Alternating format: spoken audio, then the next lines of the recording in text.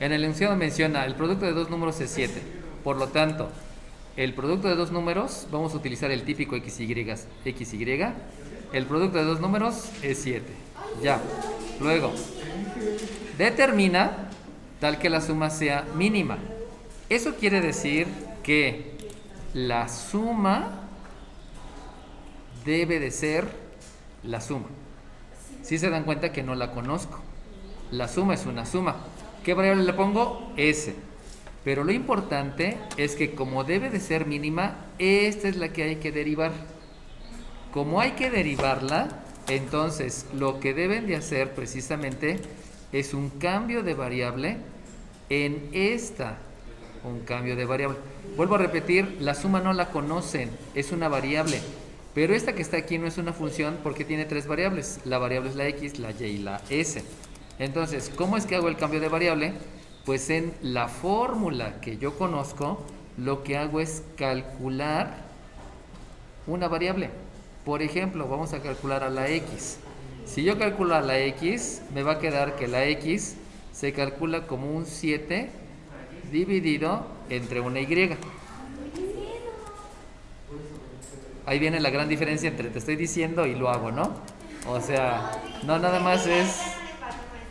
Ok, y entonces, ya que calculé el valor de una incógnita en la fórmula, acuérdense que siempre van a tener fórmulas, pero una debe ser función. En la que debe de ser función es donde hay que hacer el cambio de variable. Entonces, el cambio de variable, ya les había dicho, quiere decir sustituir. Por lo tanto, si sustituyen, van a tener que van a tener que la S, acuérdense que primero se escribe la variable dependiente, la S se va a calcular como 7 entre Y más la Y. Y eso que está ahí ya es una función. ¿Por qué es una función? Porque tiene dos variables.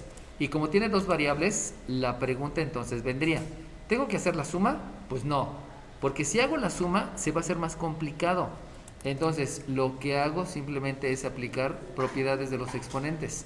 Y si yo aplico propiedades de los exponentes, me va a quedar lo siguiente, que la suma que depende de una variable que solamente es la Y es 7 por Y a la menos 1. Estoy aplicando propiedades de los exponentes, o sea, en lugar de escribir en el denominador, lo escribo en el numerador, más la Y. Vuelvo a repetir, estoy aplicando propiedades de los exponentes. Y entonces ahora sí, ya puedo derivar. Y si yo voy a derivar, escribo que la derivada con respecto a la variable independiente, que por lo que yo hice me estoy dando cuenta que la variable independiente es la Y de la función que depende de la misma variable independiente que es Y, se va a calcular como la derivada de esos dos sumandos. Pero eso quiere decir que es la derivada de la primera más la derivada de la segunda.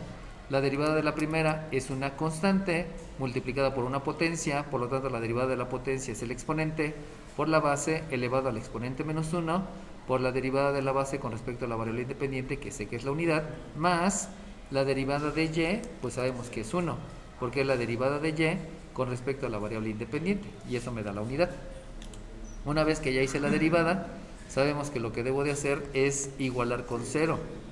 Entonces, el que yo igualé con 0 es precisamente porque quiero calcular la abscisa donde la derivada sea 0. Por lo cual aquí vamos a igualar a 0. Y entonces, primeramente necesito hacer una ley de los signos, porque si se dan cuenta estoy multiplicando signos positivos y negativos. Luego voy a aplicar una propiedad de los exponentes. Y entonces ahí voy a tener que un menos 7 sobre y cuadrada, sobre y cuadrada más la unidad es 0. Aquí estoy aplicando ley de los signos y propiedad de los exponentes.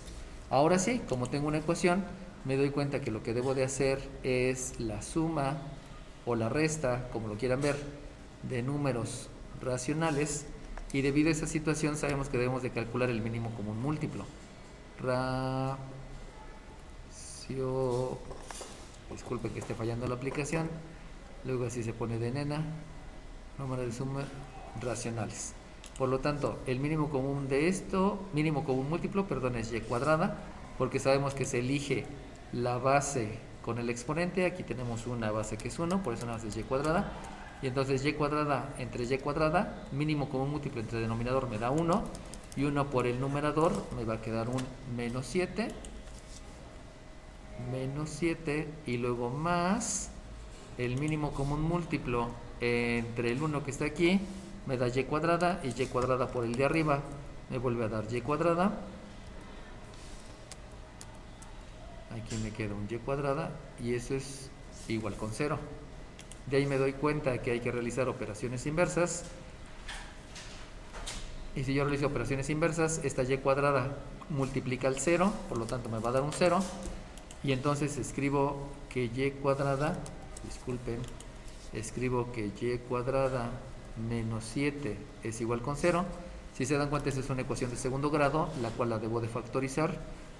Entonces factorizo, y la manera de factorizar, saben que se denomina una diferencia de dos cuadrados. Factorizo utilizando el método una diferencia de dos cuadrados. Y el método de factorización, ya saben que hay que calcular la raíz cuadrada de cada uno de los elementos, escribirlos entre paréntesis, igual con 0. Entonces aquí me queda y, aquí me queda y, aquí obtengo la raíz de 7, aquí tengo la raíz de 7. Uno va a ser positivo y el otro negativo, o al revés. Y lo que sigue es satisfacer la ecuación. Es satisfacer la ecuación. Por lo tanto, el primer número, aquí sí le pongo un número porque estoy hablando de una aplicación que son los números, es menos raíz de 7. Recuerden que todo va ligado a la operación inversa, y como tengo ahí una suma, la operación inversa es la resta. Y entonces el otro valor de ese primer número, el otro valor es un más, que nos escribe, más raíz de 7. Pero acuérdense que estoy buscando también una x. Por lo tanto, sustituyendo, me va a quedar que el otro número, o sea, el x1, es un 7 entre menos raíz de 7. Y el otro número, o sea, la otra pareja, a eso me refiero, va a ser un 7 entre raíz de 7. Pero sabemos que no podemos dejar raíces en el denominador, por lo tanto necesito racionalizar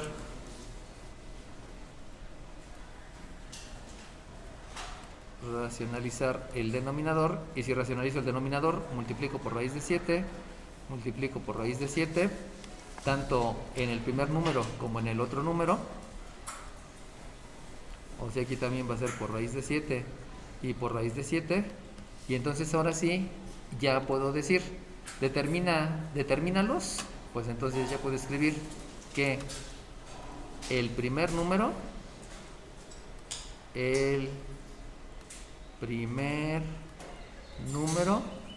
es menos raíz de 7. Y el segundo es menos 7 raíz de 7 sobre 7. Y entonces, si se dan cuenta, si observan, ¿no? Que aquí me queda raíz de 7 por raíz de 7 me da 7. Entonces, este 7 entre este 7 me da la unidad. Y eso quiere decir entonces que el segundo número simplemente es menos raíz de 7.